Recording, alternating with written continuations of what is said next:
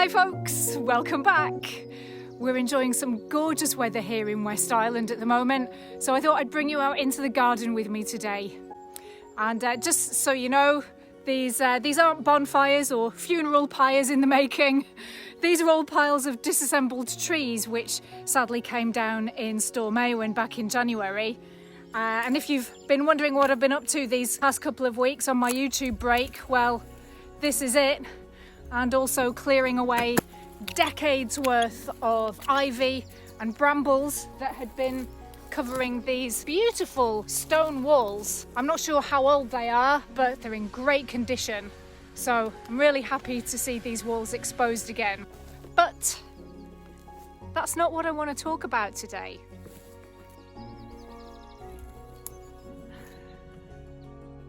Today I want to talk about something that's going to come up sometimes in future videos. Labels. Based largely on my own experiences, I'll be exploring what shapes our mental and emotional lives and how we can find our way through it. And I will be using some labels in those conversations. But let's be honest, labels are everywhere these days. Anxiety, depression, burnout, ADHD, trauma, narcissism, attachment styles, you name it. It gets a bit much, right? But labels can be incredibly useful. They can help us communicate those really complicated experiences in a way that others can understand. They give shape to the messiness of being human. And as humans, one of our superpowers is the ability to name, sort, and categorize things. And this goes back at least as far as the ancient Greeks, as far as I know, with Aristotle, who was obsessed with classifying the world. He classified animals and plants, but he was also one of the first to classify human behaviour and ethics and emotions, because he believed that by breaking things down into categories, we can better understand the world around us and ourselves. So fast forward to the 20th century, and the same principle was applied to the mind when in the 1950s psychiatrists published the first DSM, that's the not very snappy Diagnostic and Statistical Manual of Mental Disorders, and this was to provide a common language for classifying mental disorders. We now live in the age of social media, where people willingly spill their emotional guts in public. And I know, it can be nauseating. But in many ways, I do see this as progress, because these are conversations that are finally happening out in the open, and people are finding supportive communities around shared and uncomfortable experiences. And I know firsthand that having the right words to describe what we're going through can be a real relief. It can bring clarity, it can help us seek appropriate support and remind us that we're not completely alone in the struggle.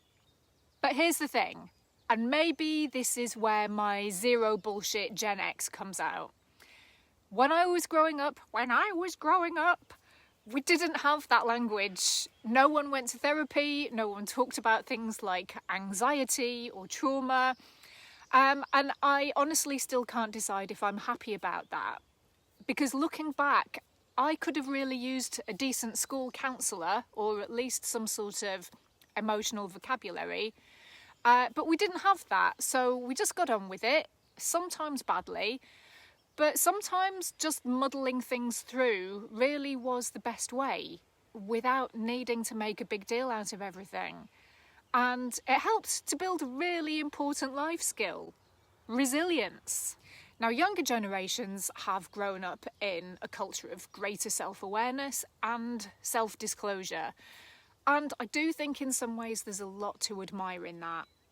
But, in my opinion, we have gone a little too far the other way. Now, everyone seems to have a label. And I mean, I guess that's to be expected. There really is no such thing as normal. We all have our thing, and that's okay too.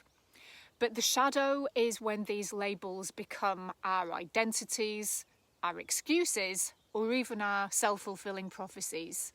And I think an over-reliance on labels puts people in a box rather than helping them to explore and expand. And I've seen this play out in my own life. For example, a few years ago, when I was able to identify my symptoms and experiences as burnout, that really helped me to seek support and make the necessary changes. But I've also witnessed the shadow side. People being excused from accountability because a diagnosis has become like a free pass for disruptive behaviour, or those who sort of retreat behind the label of anxiety because they've never really accepted that sometimes feeling stressed and nervous is an unavoidable part of being human. And then, of course, there's the very tricky question of whether sharing mental health struggles so openly can actually blur into a kind of social contagion where labels and symptoms sort of spread like trends. And I think that's a big conversation that warrants its own video, so maybe I'll come back to that another time. With that said, I think we can all agree that mental health issues are real and getting the right diagnosis can be life-changing, but we do have to be careful about overusing labels to the point where they sort of flatten out the complexity of the human experience. So I just want to put that out there for future videos as I dive into some of these things. I want you to know that I don't use labels flippantly. I will always try to use them with the care and respect they deserve. So how about you? How do you feel about labels? Let me know in the comments below. As ever, thank you very much for watching, and I hope to see you in the next one.